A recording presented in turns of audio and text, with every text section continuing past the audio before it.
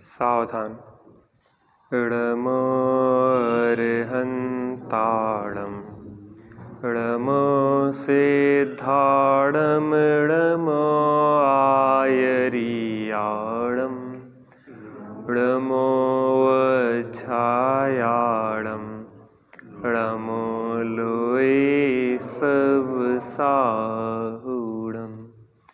मङ्गलं भगवान् वीरो मङ्गलं गौतमो गणे मङ्गलं कुन्दकुन्दाद्यो जैनधर्मोऽस्तु मङ्गलं।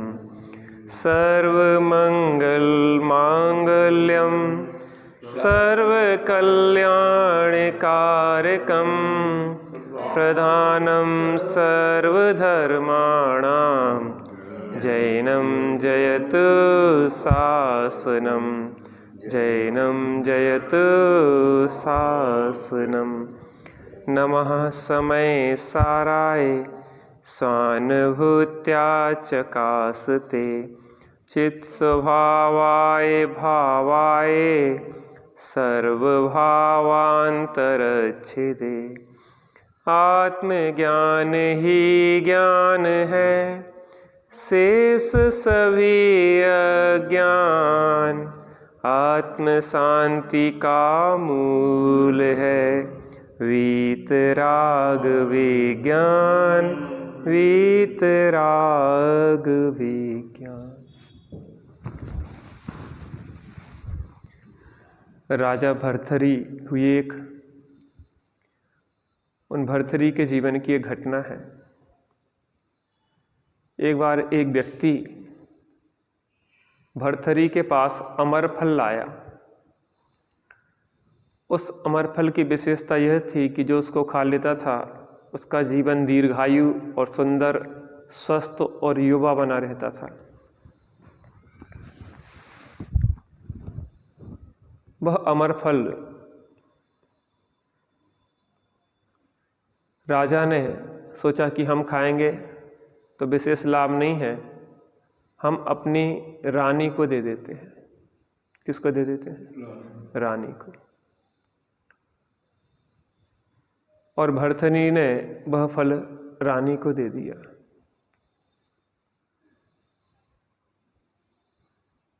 रानी को प्रेम कोतवाल से था, तो रानी ने सोचा कि वो कोतवाल अगर स्वस्थ सुंदर और दीर्घायु रहेगा तो हमारे लिए लाभकारी है। तो रानी ने वह फल किसको दे दिया? कोतवाल को दे दिया। कोतवाल एक वेश्या को प्रेम करता था और वह फल उस कोतवाल ने किसको दे दिया? वेश्या को दे दिया। और वेश्या ने लाके वह फल राजा को पुनः भेंट कर दिया। राजा को समझ में नहीं आया कि आखिर हुआ क्या है। मैंने तो रानी को फल दिया था, ये वापस मेरे पास कैसे आ गया?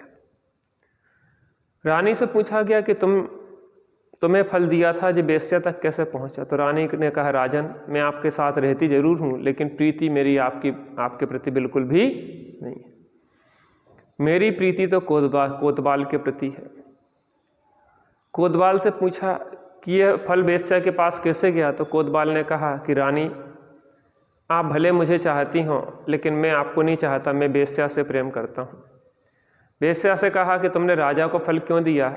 वेश्या ने कहा कि मेरा जीवन तो मलिनतापूर्ण है, मैं तो पाप कार्य में लगी रहती हूँ, लंबा जीवन जी के क्या करूँगी? मैं सोचती हूँ कि मेरा राजा न्यायप्रिय है, अच्छा है, सुशासन चलता रहेगा तो यह दीर्घायु रहे, स्वस्थ रहे, बलिष्ठ रहे, तो देश के लिए काम आएगा। तो मैंने इस फल को किसको दे दिया? राजा को दे दिया। और इस घटना से भर्तृहरि को वैराग हो गया कि मैं जिसे चाहता हूँ वह किसी और को चाहती है, वह जिसे चाहती है वो किसी और को चाहता है, और जो वह जिसे चाहता है वह किसी और को चाहती है। जो संसार का ऐसा ही स्वरूप है। ऐसा ही हमारा संबंध शरीर से है। जिस शरीर से अपनापन हम कर रहे हैं, उस शरीर से पूछा जाए कि तुम हमसे प्रीति रखते कि नहीं रखते, जिस शरीर के लिए हम पापाचार करते हैं, जिस शरीर के लिए अन्याय आदि करते हैं, सब कुछ करने के लिए तैयार होते हैं भक्ष भक्ष का विचार किए बिना। वास्तव में शरीर से पूछा जाए कि तुम क्या हमारे लिए काम आओगे, शरीर कहेगा देखो मेरी प्रतिबद्धता पुद्गल के साथ है, चेतन से कैसे हो सकती है, क्योंकि मैं पुद्गल की जाति का हूँ, जड़ अचेतन जाति का हूँ।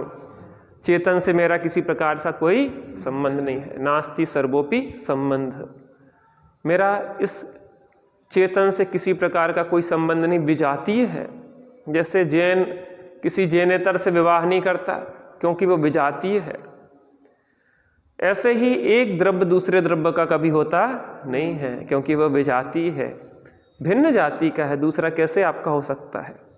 अपने ही अपने होते हैं। आत्मा के ज्ञान दर्शन आदि गुण उनकी पर्याय ही अपनी होती हैं। स्पर्श रस गंध वर्ण हल्का भारीपना उसका हो सकता नहीं है। लेकिन यह चेतन इस पुद्गल को अपना बनाना चाहता है, अपने अनुसार परिणमन कराना चाहता है।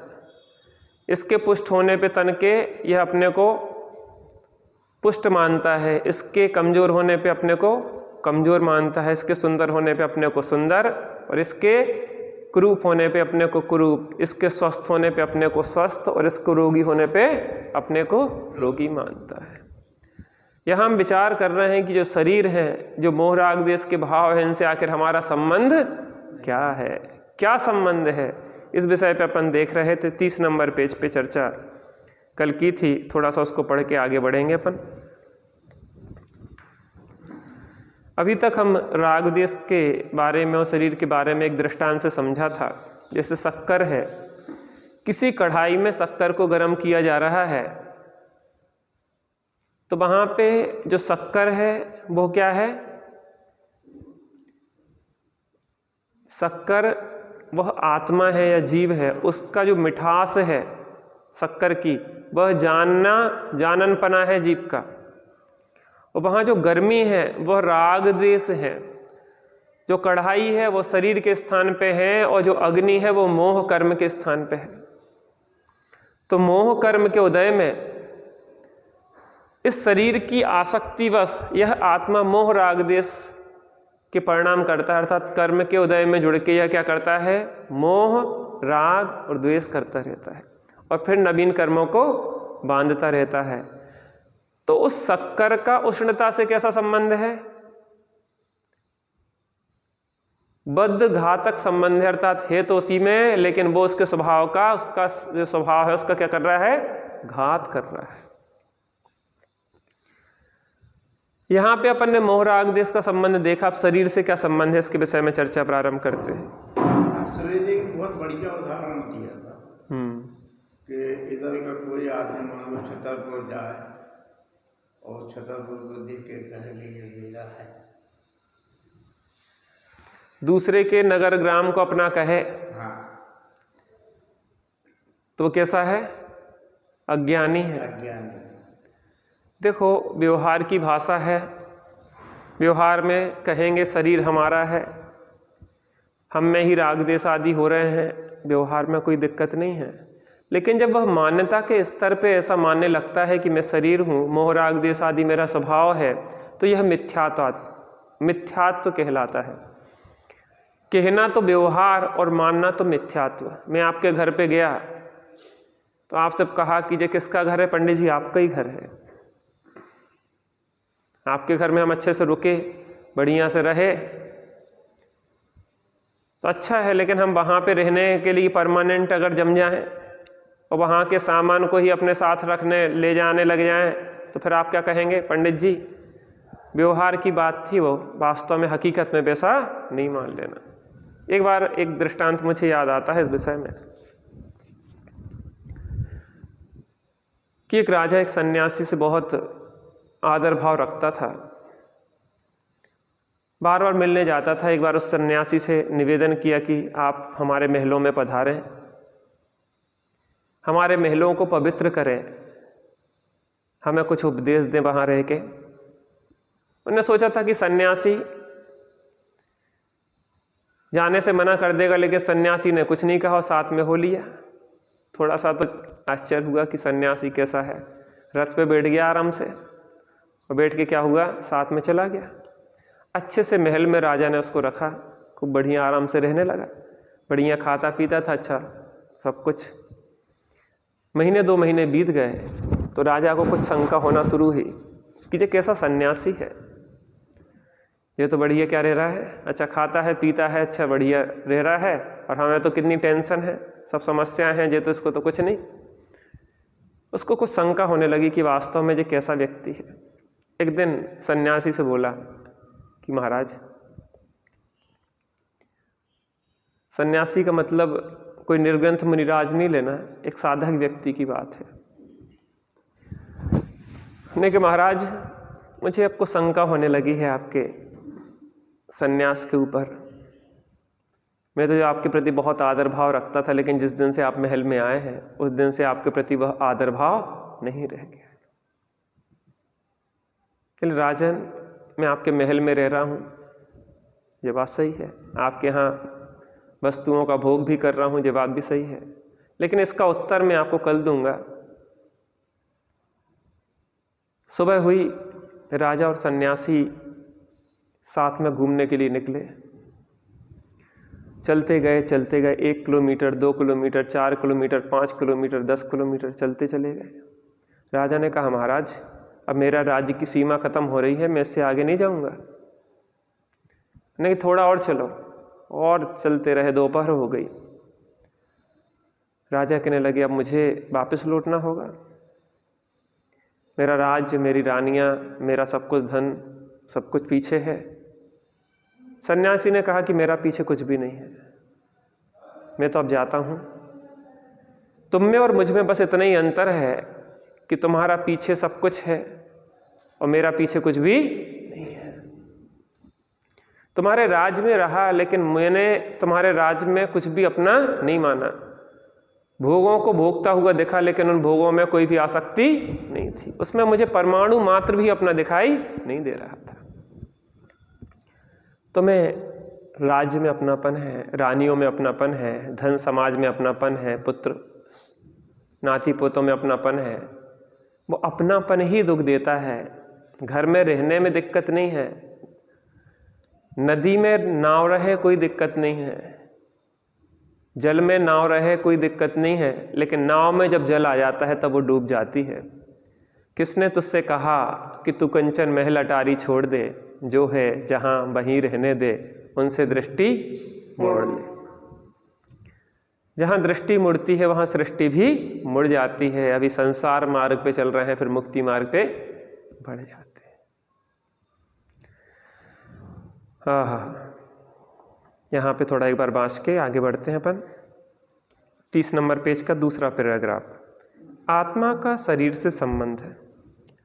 राग द्वेष रूपी विकारों से भिन्न होने के साथ ही यह आत्मा शरीर से भिन्न है। जैसे कि ऊपर दिए गए दृष्टांत में चीनी बर्तन से भिन्न है, अथवा जैसे तलवार म्यान से भिन्न है। चांदी की तलवार कही जाने पर भी वस्तुतः तलवार चांदी की नहीं है, वह तो लोहे की है, केवल म्यान चांदी की है। शरीर और आत्मा का एक साथ संयोग होते हुए भी वे दोनों कभी भी एक नहीं होते। दोनों के लक्षण अलग अलग हैं। आत्मा का लक्षण जाननपना है, जबकि शरीर पौद्गलिक स्पर्श रस वर्ण गुणों वाला अचेतन है। दोनों का अलग अलग स्वभाव। एक दिन दृष्टांत दिया था कि वो धोबी अपनी लड़की से कहता था कि मैं तेरा विवाह इस गधे से कर दूंगा, और गधा इस आशा में लगा था कि किस दिन ये अपनी कन्या का विवाह मुझसे करेगा। तो क्या यह संबंध संभव है कि गधे का संबंध उस धोबी की कन्या से हो जाए? तो क्या यह संबंध संभव है कि हमारा शरीर हो जाए, हमारा धन हो जाए, हमारा परिवार कुटुंब हो जाए, हमारा मकान हो जाए, हमारी गाड़ी हो जाए, हम भी क्या उस गधे जैसी गलती नहीं कर रहे? दिन रात हमें कौन पेर रहा है जी? क्यों गुलामी में लगे हैं अपन? किसने परेशान किया? फिर कहते हम तो बहुत परेशान हैं। क्यों परेशानी किसने ली मोल? मोह को छीण कर नाहि उद्देश्य है, मोह ने ही नचाया चतुर गति मुझे, मोह ज्ञान आधार से पल रहा, ज्ञान वैराग्य बल से जीतूंगा इसे। इस मोह को छीण करने का लक्ष्य होना चाहिए। तन को तो छीण किया, लेकिन मन को छीण नहीं किया। मूंड मुड़ाना बहुत सरल, पर मन मुंडन आसान नहीं। व्यर्थ जिनालय में जाना जो गर भीतर का ज्ञान नहीं। पर की पीड़ा में मोम सा पिघलना है साधना, पाना नहीं जीवन को बदलना है साधना। जिनालय में चैत्यालय में हम आए, मन अगर शिव सम सुंदर नहीं बना, अगर आत्मा आनंद से परिपूर्ण नहीं हुआ, तो हमारा कहीं भी जाना सार्थक नहीं है। ये मोह हमें चतुर्गति में रुला रहा है, और मोह का आधार है अज्ञान। क्योंकि ज्ञान में जहाँ भ्रम होता है, वहाँ पे हमारी दिशा परिवर्तित हो जाती है। ज्ञान ने निर्णय दिया कि पर में सुख है, तो श्रद्धान भी हुआ कि पर में सुख है, और उसी ओर ज्ञान गया तो ज्ञान भी मिथ्या ज्ञान हुआ, और आचरण भी उसी ओर लगा है। हमें लगता है कि सारक चल रही है, सीजन चल रही है, व्यापार अच्छा चल रहा है, पढ़ाई चल रही है, ये चल रहा है। हमें इसका रिजल्ट पता है, अंत में कुछ साथ में जाने वाला नहीं है। ये सबको पता है शब्दों में, लेकिन अंदर में महसूस नहीं होता है कि हमारे साथ जाने वाला नहीं है। इस धरा पर सब धरा जाएगा। चाहे कितनी धूल उठा ले पृथ्वी धोखा नाही, चाहे जितनी धूल उठा ले पृथ्वी धोखा नाही। जानत है तू कित ले जाएगो मेरी मुझ ही माही। तो पृथ्वी को क्या धोखा दोगे? मंदिर बन रहा है, कहीं का पत्थर उठा के यहाँ रख दिया, यहाँ का पत्थर वहाँ उठा लिया, यहाँ का वहाँ रखे, वहाँ के नोट यहाँ, वहाँ का सोना यहाँ, यहाँ का वहाँ। पृथ्वी जानती है कि तुम मुझे धोखा नहीं दे सकते, मेरी चीज मेरे में ही रहेगी। कितनी धूल उठा ले, पृथ्वी को धोखा नहीं दे सकते। किसको धोखा दे रहे हैं? अपने को धोखा दे रहे हैं।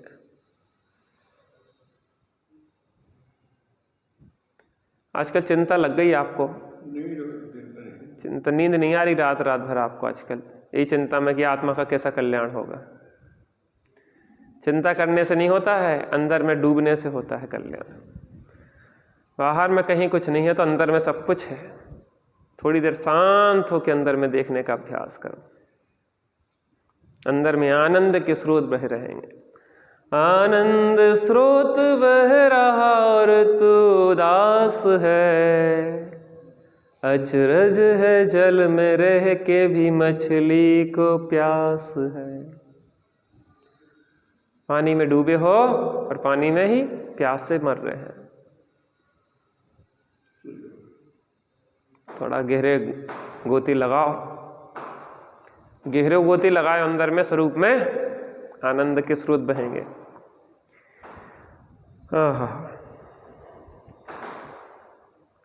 शरीर और आत्मा का एक साथ संयोग होते हुए भी वे दोनों कभी भी एक नहीं होते। दोनों के लक्षण अलग अलग हैं। आत्मा का लक्षण जाननपना है, जबकि शरीर पौद्गलिक है। शरीर रस वर्ण गुणों वाला है, अचेतन है। मान लीजिए कि किसी व्यक्ति का दुर्घटनावश एक हाथ कट जाता है। वह उसके सामने पड़ा है। वह हाथ तो जानने की शक्ति से रहित है, परंतु जानने वाला उसको जान रहा है। हम यह प्रत्यक्ष में देखते हैं, मुर्दा पड़ा रह जाता है, जबकि जानने वाला पदार्थ निकलकर चला जाता है। आत्मा के साथ शरीर का संबंध उसी प्रकार का है जैसा कि शरीर का कपड़े के साथ। पहले जैसे तलवार का म्यान से संबंध है, वैसे ही आत्मा का शरीर से संबंध है। दूसरा क्या कह रहे हैं? जैसे कपड़े का शरीर से संबंध है, वैसे ही आत्मा का कपड़े का शरीर से संबंध है, वैसे ही आत्मा का शरीर से संबंध है। जिस प्रकार कपड़ा मैला होने से शरीर मैला नहीं होता, कपड़ा फटने से शरीर नहीं फटता, कपड़ा नष्ट होने से शरीर नष्ट नहीं होता, उसी प्रकार शरीर मैला होने से आत्मा मैला नहीं होता। और शरीर कटने फटने से आत्मा कटता फटता नहीं है, और शरीर के नाश होने से आत्मा का नाश नहीं होता। कपड़ा मैला हो जाए तो शरीर मैला नहीं होता, कपड़ा कट फट जाए तो शरीर कटता फटता नहीं है, कपड़ा नष्ट हो जाए तो शरीर नष्ट नहीं होता। ऐसे ही शरीर मैला हो जाए तो आत्मा मैला नहीं होता। शरीर कट फट जाए तो आत्मा कटता फटता नहीं है, और शरीर नष्ट हो जाए तो आत्मा नष्ट नहीं होता। माता है कि नहीं? लगता क्या है? लगता क्या है? जड़ चेतन की सब परिणति प्रभु अपने अपने में होती है। अनुकूल कहें प्रतिकूल कहें, सब झूठी मन की वृत्ति है। जड़ चेतन की सब परिणति प्रभु अपने अपने में होती है। जड़ शरीर की परिणति अलग और आत्मा की परिणति अलग। अनुकूल कहें प्रतिकूल कहें, यह झूठी मन की वृत्ति है। झूठी वृत्तियां हैं, जो कोई सच्ची वृत्तियां नहीं है, जो समझदार लोगों की बात नहीं है, जो मूर्खों की नादानों की बात है। शरीर अचेतन है, उसमें जानने की शक्ति नहीं होती, परंतु जानने की शक्ति वाला चैतन्य पदार्थ शरीर के माध्यम से आँख नाक कान जीभ त्वचा के माध्यम से बाह्य पदार्थों को जानता है। शरीर नहीं जानता, जानता कौन है? आत्मा। ज्ञान किसके माध्यम से जानता है? शरीर इंद्रियों के माध्यम से जानता है। जानने वाली आंखें नहीं है, आंखों के माध्यम से आत्मा ही जानता है। जैसे चश्मे के माध्यम से आंखें देखती हैं, जानने वाला तो वह चैतन्य ही है, शरीर नहीं। शरीर तो केवल एक माध्यम है, वह भी मात्र बाह्य पदार्थों पर पदार्थों को जानने में। शरीर माध्यम है जानने में, किसको? पर को। जब यह चैतन्य स्वयं को जानने में प्रयुक्त होता है तो उस माध्यम की भी कोई आवश्यकता या कोई कार्य नहीं रह जाता। हमें बाहर में देखने तो चश्मे की जरूरत है, और नहीं देखने आंखें बंद रखने तो चश्मे को क्या लगाने? फिर हमें बैठो शांति से। सोते समय चश्मा लगाएंगे क्या? हम नहीं लगाएंगे। लेकिन बाहर में देखना होगा तो चश्मे की आवश्यकता पड़ेगी। ऐसे ही बाहर में देखना है आत्मा को तो इंद्रियों की आवश्यकता है, और अंदर में देखना है तो किसी भी पदार्थ की आवश्यकता। देखिए आगे देखते हैं। अब स्वयं को शरीर से भिन्न चैतन्य रूप देखने के लिए किसी अन्य पदार्थ की सहायता नहीं चाहिए। स्वयं को शरीर से भिन्न चैतन्य रूप देखना है, उसके लिए कौन सा चश्मा चाहिए? कौन सी आँख नाक कान चाहिए? कौन सी रसना और घ्राण इंद्री की आवश्यकता है? कोई जरूरत नहीं है। पर पदार्थों को जानने के लिए तो इंद्रियों की और प्रकाश आदि अन्य साधनों की जरूरत है। क्योंकि यह जानना बाहर की तरफ का है, परंतु आत्म अनुभव करने में ना तो प्रकाश आदि की आवश्यकता है और ना इंद्रियों की, क्योंकि यह जानना भीतर में ही है। स्वयं को जानने के लिए हमें बाहर की ओर से प्रयास करने की आवश्यकता नहीं है। जैसे हमें यहाँ पढ़ना है तो हमें लाइट की ज़रूरत है, भैया लाइट जला दी। बाहर की चीज़ों की ज़रूरत है कि नहीं है? प्रकाश इंद्रियों की ज़रूरत है, आँखों की ज़रूरत है, भैया किताब पढ़ना तो आँखों की भी ज़रूरत है कि नहीं है? लेकिन हमें अंदर में देखना है, आत्मा की अनुभव करना है, तो ना प्रकाश की ज़रूरत है ना इंद्रियों की ज़रूरत है। एक उदाहरण से यह बात स्पष्ट हो जाएगी। मान लीजिए कि लोहे का एक पुतला अग्नि से तप्त किया हुआ एक बक्से में बंद है। ध्यान से सुनना दृष्टांत को, बहुत प्रैक्टिकल है। एक लोहे का पुतला बनाया गया और उसको आग में डाला गया तो अग्नि में तप्त हो गया, और लोहे के एक बक्से में उसको बंद कर दिया गया। लोहे का पुतला अग्नि में गर्म करके और काय में बंद कर दिया, लोहे के एक बक्से में बंद कर दिया। यदि कोई व्यक्ति उसे देखे तो सबसे पहले उसकी भेंट बक्से से होगी। अब दूसरा कोई व्यक्ति उस लोहे के पुतले से मिलना चाहे तो सबसे पहले कौन मिलेगा उसको? बक्सा, है ना। फिर तप्त पने गर्म पने से, फिर जैसे ही खोलेगा तो गर्मी महसूस होगी, अरे गर्म है बहुत। लोहे से तो उसकी भेंट सबसे अंत में होगी। पहले काय से हुई?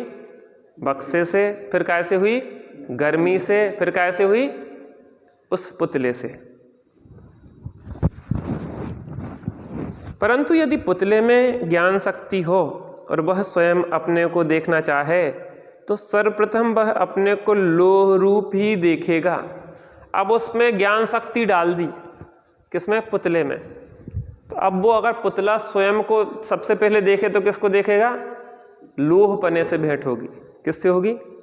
सबसे पहले अंदर से देखना ना, तो किससे होगी सबसे पहले भेंट? लोह पने से। फिर तप्त पने, गर्म पने से। लोहे से तो उसकी भेंट हाँ जी होगी वहाँ से। परंतु यदि पुतले में ज्ञान शक्ति हो और वह स्वयं को देखना चाहे तो सर्वप्रथम वह अपने को लोह रूप ही देखेगा। उसके दूसरे दर्शकों के समान स्वयं को देखने के लिए बाहर की तरफ से पहुंचने की जरूरत नहीं। वो तो अपने को लोह रूप ही देखेगा। दूसरों की तरह बक्से से भेंट नहीं करना, ना गर्म पने से भेंट करना, सीधे सीधे वो अपने को लोह रूप ही देखेगा, चेतना अगर उसमें हो तो। देखो वो तो दृष्टांत है, अपन तो उसको समझाने के लिए ऐसे ही दे सकते। देखो यहाँ पे देखो कितना सटीक दृष्टांत बैठेगा। उसके दूसरे दर्शकों के समान स्वयं को देखने के लिए बाहर की तरफ से पहुंचने की जरूरत नहीं है। किसको? लोहे के गोले में अगर चेतना हो, लोहे के पुतले में चेतना हो, तो उसे बाहर से बक्से से भेंट करो, फिर गर्मी से करो, फिर लोह पुतले से, जरूरत नहीं है। लोह पुतले में अगर चेतना हो तो वो पहले लोह पुतले से ही सीधी सीधी भेंट कर लेगा। इसी प्रकार जब यह आत्मा स्वयं को स्वयं रूप अनुभव करता है तब वह अनुभवन क्रिया अंतरंग में ही होती है। ये तो दृष्टांत था, और कोई समझाने के लिए इससे सटीक दृष्टांत समझ में नहीं आया उन्हें। देखो दृष्टांत पे फिर से समझो। लोहे का पुतला है, उसको अग्नि में डाल के बहुत गर्म किया और लोहे के बक्से में बंद कर दिया। बाहर वाला व्यक्ति अगर उसको देखना चाहे तो सबसे पहले किससे भेंट होगी? बक्से से। फिर किससे भेंट होगी? गर्मी से। फिर किससे भेंट होगी? लोहे के पुतले से। अब लोहे के पुतले में चेतना हो तो सबसे पहले किससे मिलेगा? वो उस लोह पने से। ऐसे ही यहाँ क्या कह रहे हैं? इसी प्रकार जब यह आत्मा स्वयं को स्वयं रूप अनुभव करता है तब वह अनुभव क्रिया अंतरंग में ही होती है। कहीं बाहर लेने नहीं जाना पड़ता, अपने अंतरंग में ही अपनी अनुभूति होती है। शरीर और रागादि भाव तो बाहर ही रह जाते हैं। देखो रागादि भाव की जगह कौन है? गर्मी। और बक्से की जगह कौन है? शरीर। और लोहे के पुतले की जगह कौन है? चेतना। तो चेतन को चेतन रूप अनुभव करने के लिए क्या करना? कुछ भी नहीं करना। बाहर से खोजने जाएंगे तो शरीर, कर्म, राग आदि दिखेंगे, और अंदर में अंदर की अपनी अनुभूति करेंगे तो कहीं कोई दिक्कत नहीं। शरीर और रागादिक भाव तो बाहर ही रह जाते हैं, इंद्रियादिक की भी कोई दरकार नहीं होती है। अंधा व्यक्ति भी अपने को उसी प्रकार चेतन रूप अनुभव कर सकता है जिस प्रकार की नेत्रवान अंधा आत्मा की अनुभूति कर सकता कि नहीं कर सकता? अंधा है, बहरा है, गूंगा है, सब इंद्रियां बाहर की कोई काम नहीं कर रही उसकी, लेकिन आत्मा की अनुभूति कर सकता कि नहीं कर सकता? उसके लिए कुछ नहीं करना, उसके लिए तो अपने में, अपने अंदर ही डूब जाना। कछु करना ना धरना और मगन रहना। क्या करना? ना कुछ करना है ना धरना है, बस मगन रहना है। दादाजी क्या करना है? कुछ नहीं करना। कुछ कैसे नहीं करना? अपना अपने रूप अनुभव करना है। जो करना कर रहे हैं वो करना बंद करना है।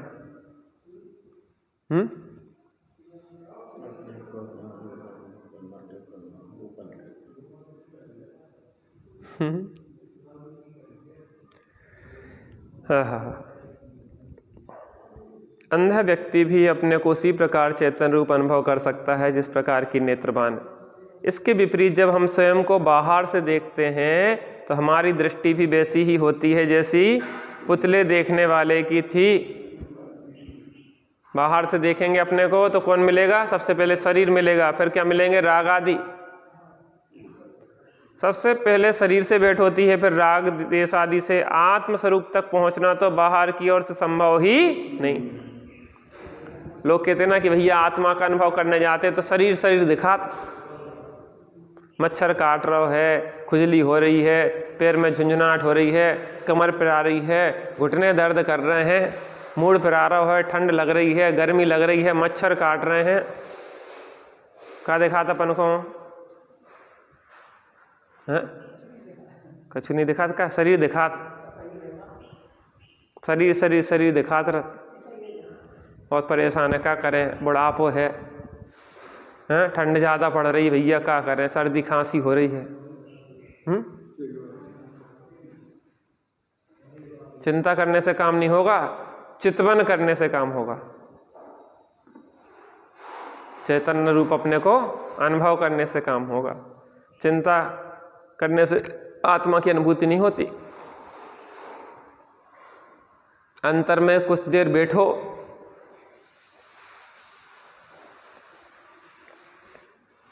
क्या करो? थोड़ी देर बैठो, धरोर समता भाव सदा सामायिक करिए। समता भाव रख के सदा सामायिक करो। बहू कछु कह दे तो अंदर में कसाय ना करो, लड़का कछु कह दे तो कसाय ना करो, शरीर कछु कहे तो कसाय ना करो, काम ना करे शरीर। तो बताओ, इसको खिला पिला के अपन ने इतना पुष्ट करो जो अपनों काम नहीं आ रहा। जो विवाद का कारण है, विवाद तो यही है। कहाँ? क्या बहू कछु कहे और हमने कछु कहे, विवाद तो यही है। विवाद कहाँ है? यहाँ तो संवाद है। तुम जानो भेद विज्ञान करते रहो तो कहाँ विवाद है? भेद विज्ञान न करके दूसरे को अपने अनुरूप चलाना चाहो तो विवाद है। और कोई किसी के चलाने से नहीं चलता है, सब अपनी अपनी स्वतंत्रता है, इसमें संवाद है। देखो एक चीज बताएं, हर जीव का परिणमन अपना स्वतंत्र है। बहू का भी अपना परिणमन स्वतंत्र है, उसकी विचारधारा भी अलग है। वह दूसरे घर में पली है, बढ़ी है, उसकी अपनी विचारधारा अलग होना स्वाभाविक है, तो उसको स्वीकार करना पड़ेगा। क्या करना पड़ेगा? स्वीकार करना पड़ेगा। अब तुम्हारी सोच अलग है, उनकी सोच अलग है। अब सोच बदलने में भी तो टाइम लगता है कि नहीं लगता है? वो नए ज़माने की है, तुम पुराने ज़माने की हो।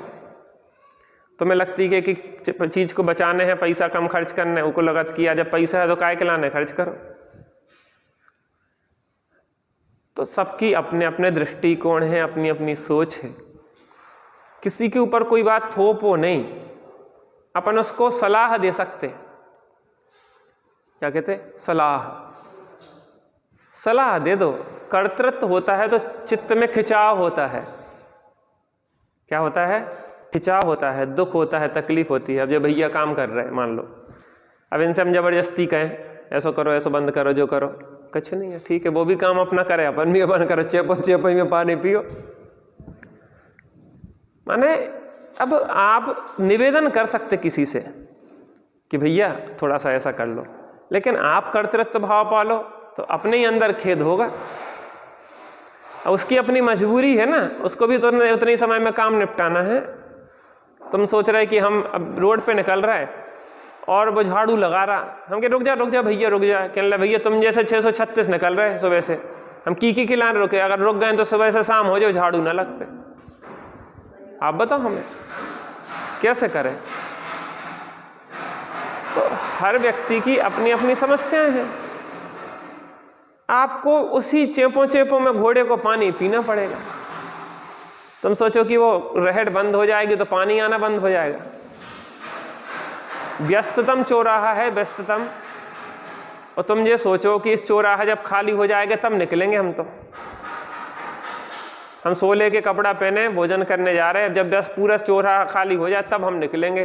तो पंडित जी सुबह से शाम हो जाओ, लेकिन निकलना पे भूखे ही रहने पड़े, वही में से बच के निकलने पड़े थोड़ा सा। भैया कोई जल्दी न कर रहा, तुम निकल जाए, हम थोड़ी देर में निकल जाए। लेकिन वो व्यस्तता है। अब जैसे कोई तेजी पकड़ रहा है, उससे क्या भैया कोई बात नहीं, अपन शांत रहो थोड़ी देर।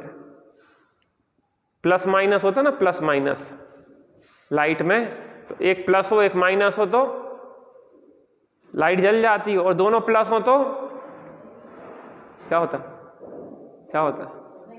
जलती नहीं है, चिंगारी छूटती है, भड़ा भड़।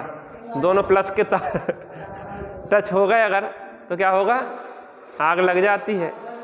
इसलिए जिस समय बहुत तेज हो तो अपन नरम पड़ जाओ, वो नरम होए तो अपन थोड़ा सा समझा दो कि बेटा हम तो अपने समय में ऐसो कर रखते, हम तो जल्दी उठ जाते, जल्दी काम कर लेते, हम ऐसो कर लेते।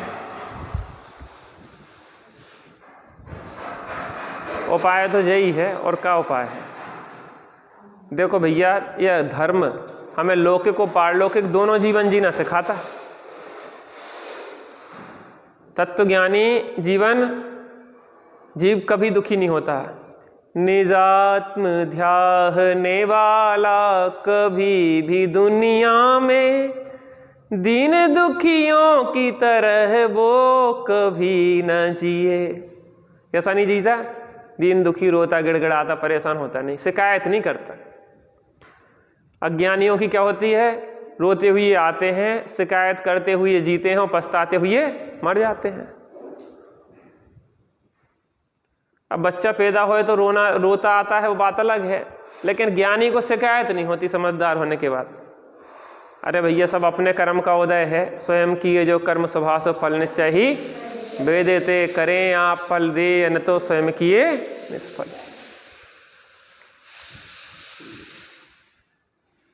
जिनवाणी से सब समाधान मिलते, हम बाहर में अपना जीवन कैसे जिए। अगर कोई आके स्वाध्याय में बैठता है, वो घर पहुँचे तो उसके जीवन से लगना चाहिए कि जिनवाणी की गंगा में स्नान करके आया। अरे हम सुबह से नहा लेते हैं तो थोड़ी ताजगी आती कि नहीं आती? ऐसे ही हम मंदिर से जाएं तो थोड़ी ताजगी आना चाहिए, कि बहू को भी लगना चाहिए कि जब मंदिर में स्नान करके, अमृत स्नान करके आए। जब वो कार्यक्रम होता ना तो अमृत स्नान किया जाता,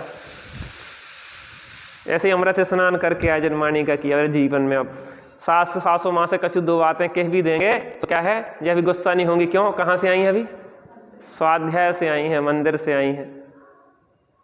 लगना चाहिए, तो उसको भी लगेगा कि यार जहाँ से जी आई हैं इतनी शांत हो जाती हैं तो हम भी चलें, क्योंकि हर जीव सुख चाहता है, कोई दुखी रहना तो नहीं चाहता। अम्मा जी बहुत सारी चीज़ें अंदर में भरे हो आप, इस गुबार को जब तक नहीं निकालोगे तब तक समाधि नहीं होगी। क्योंकि आधि व्याधि और उपाधि से रहे समाधि होती है और आपके चेहरे पे सहज प्रसन्नता नहीं होती। हल्का होना चाहिए अपन को। अंदर में जो भी है ना उसको प्रतिक्रमण प्रत्याख्यान कर दो। त्यागी जी कहते कि ये जो काम भोजन किया उसके बाद अपन ने प्रत्याख्यान कर दिया कि अब हमारा त्याग। अब वो संबंध विकल्प ना करो कि आज तो रोटी ठंडी मिली थी और सब्जी ऐसी थी और अच्छी थी और बुरी थी, वो गई, घाटी उतरी वो माटी। अब विकल्प छोड़ो, घर के विकल्प छोड़ो, यहाँ बैठ तो यही आनंद कर।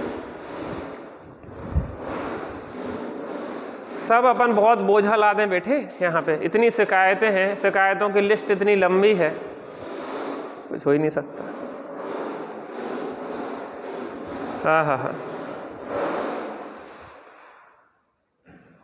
तो क्या कह रहे हैं यहाँ पे, पहले जैसी पुतला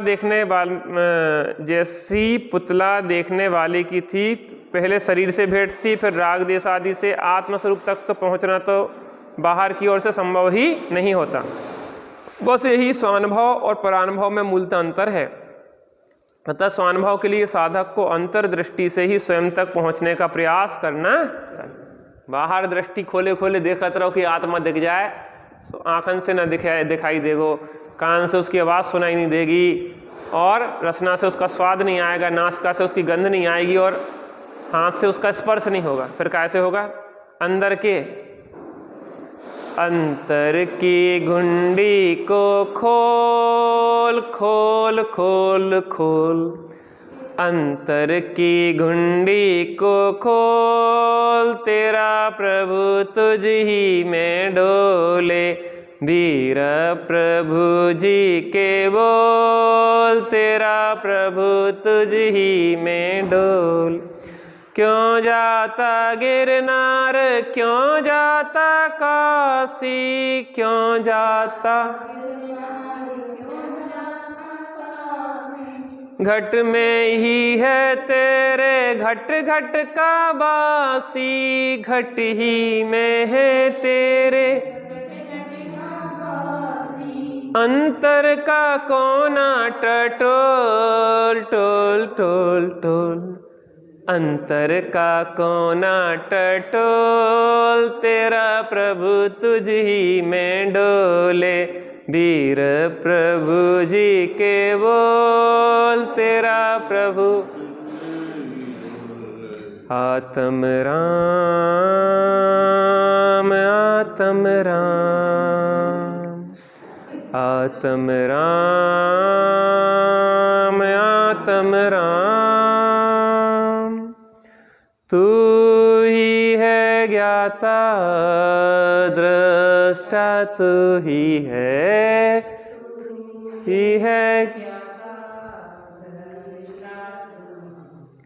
मैं ही हूँ ज्ञाता दृष्टा, मैं ही हूँ, मैं ही हूँ, मैं ही हूँ सुख निधान। आत्म राम आत्म राम, आत्म राम आत्म राम, जग में साचो शरण धाम। आत्म राम आत्म राम, निज निधि निज में बताई, यह अनंत उपकार है उसके लिए, जिन वाणी माँ को वंदना सत्य।